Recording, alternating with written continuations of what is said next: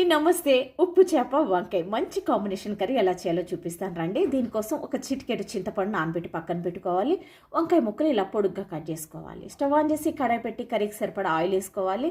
అందులోనే మనం క్లీన్ చేసి పెట్టుకున్న ఉప్పు చేపలు కొంచెం పసుపు వేసి స్మెల్ పోయేంత వరకు ఇలా ఫ్రై చేసుకోవాలి.